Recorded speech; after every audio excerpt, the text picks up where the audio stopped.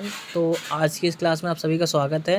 तो आज के इस वीडियो लेक्चर में एएनएस के कुछ क्वेश्चंस मैं पढ़ाने जा रहा हूं आपको।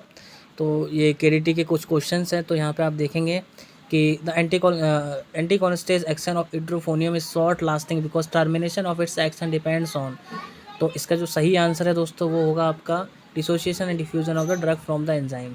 ठीक है दोस्तों, the organophosphates produce irreversible inhibition of cholinesterase because they bind to an allosteric site of the enzyme resulting in unfavorable conformation of acetic site to the bind acetylcholine.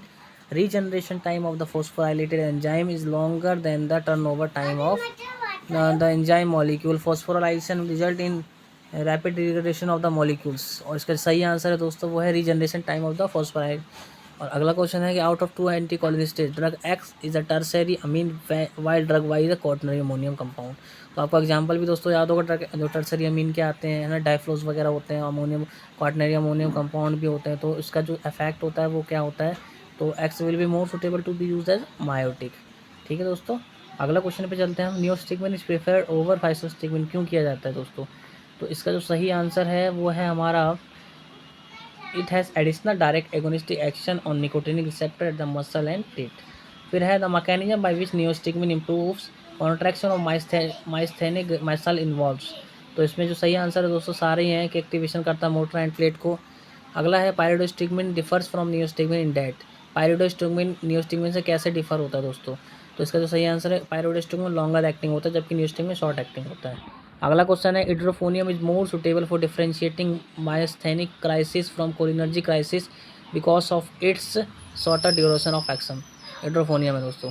और इसमें हमारा अगला चलते हैं which of the following relatively cerebroselective anticholinesterase found to afford symptomatic improvement. Alzheimer disease में दोस्तों हमेशा याद रखिएगा कौन सी दवाई दी जाती है, डोनापेजिल दी जाती है। डोनापेजिल और ग्लेंटामाइन भी एक आती है, वो भी दी जाती है।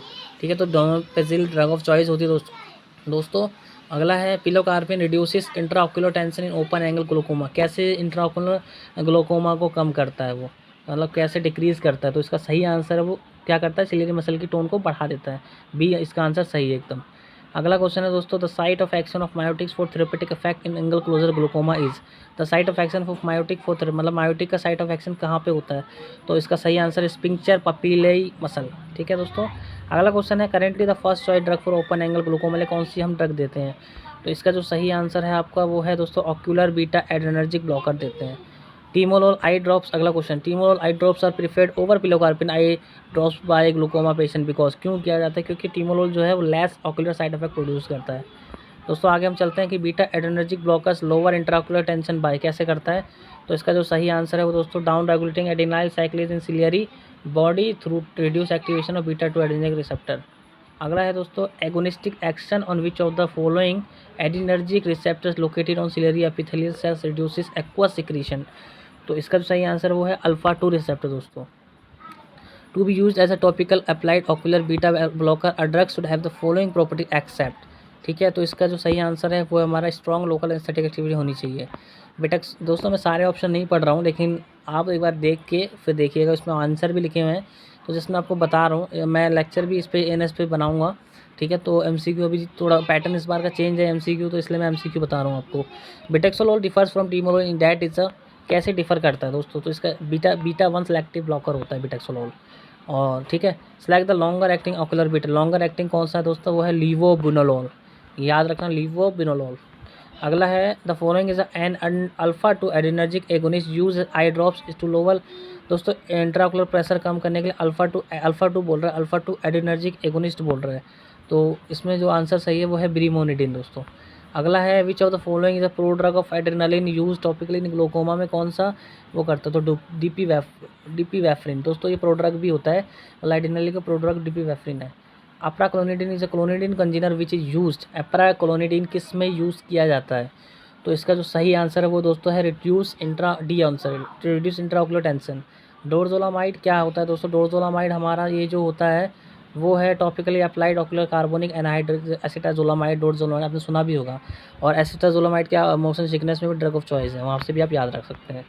करेक्ट स्टेटमेंट अबाउट लेटोनोप्रोस्ट के बारे में बताना, तो PGF2 अल्फा डेरिवेटिव होता है जिसका यूज़ ग्लूकोमा में किया जाता है। अगला है दोस्तों, select the diuretic that is most effective in acute congestive glaucoma में कौन सा मोस्ट कंजेस्टिव उसमें यूज़ किया जाता है, मैनीटोब होता है दोस्तों।